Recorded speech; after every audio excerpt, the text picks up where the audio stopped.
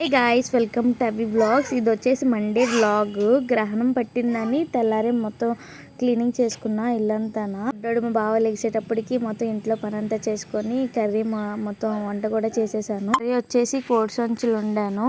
చాలా మందికి ఈ వంట ఏంటో కూడా తెలీదు. మా అత్తయ్య వాళ్ళ సైడ్ కూడా ఎవరికి తెలీదు. విజయవాడ సైడ్ అసలు ఎవరికి తెలీదు. మాక్సిమం వైజాగ్ లో ఉన్న వాళ్ళకైతే మాక్సిమం అందరికి తెలిసి ఉండిద్ది కర్రీ ఏంటనేది. ఇంగ్లీష్ లో అయితే స్క్విడ్ అంటారు దీన్ని. క్లీనింగ్ ప్రాసెస్ కూడా చాలా పెద్దది.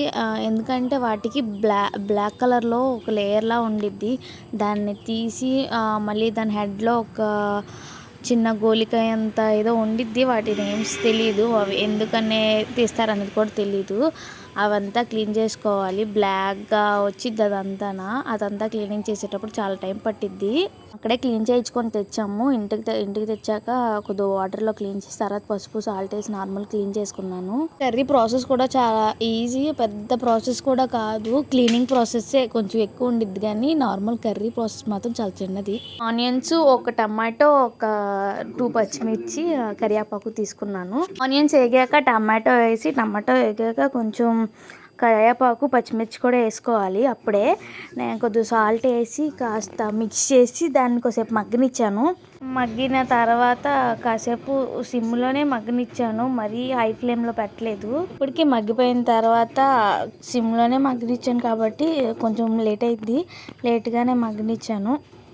మగ్గిన తర్వాత మళ్ళీ అల్లం వెల్లిపాయ పేస్ట్ వేసాను. అవి మగ్గిపోయిన తర్వాత దీన్ని బాగా మిక్స్ చేసి ఇది కొంచెం పచ్చి వాసన పోయే వరకు వేగనిచ్చి కొత్తిమీర అనేది నేను ముందే వేసుకుంటా. ఎందుకంటే ఫ్లేవర్ అనేది కొంచెం బాగా పడుతుందని ఏ కర్రీ చేసినా కొత్తిమీర అనేది ముందే వేసుకుంటాను. వేసుకొని మిక్స్ చేసుకున్న తర్వాత అల్లం వెల్లిపాయ పేస్ట్ అనేది పచ్చివాసన పోయింది కాబట్టి కారం వేసి కొంచెం పసుపు వేసాను. సాల్ట్ అనేది మనం కొంచెం ఫస్ట్లో వేసుకున్నాం కాబట్టి ఇంకా లాస్ట్లో చూసుకొని వేసుకోవచ్చు. ఇంకా అవి మగ్గిపోయాయి కాబట్టి ఇంకా కోడి సంచులు వేసేస్తున్నాను.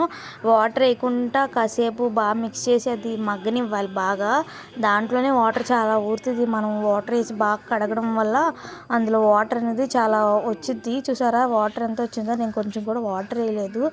ఆ వాటర్ అంతా మగ్గనిచ్చిన తర్వాత అప్పుడు నేను వాటర్ వేసాను. వాటర్ అంతా మగ్గిపోయిన తర్వాత దగ్గరికి అయిన తర్వాత సాల్ట్ చూసుకొని సాల్ట్ వేసుకుంటాను. ఇప్పుడు నేను స్టార్టింగ్లో సాల్ట్ వేసాను కదా, మళ్ళీ ఎక్కువైపోయిద్దేమో అని మళ్ళీ చూసుకొని సాల్ట్ వేసుకుంటాను.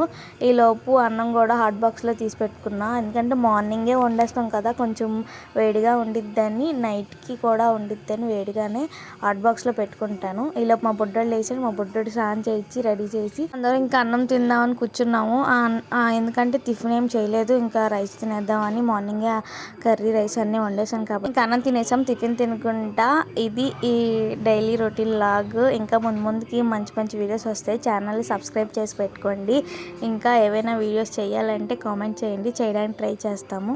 నచ్చితే లైక్ చేసి షేర్ చేయండి, ఛానల్ సబ్స్క్రైబ్ చేసుకోండి.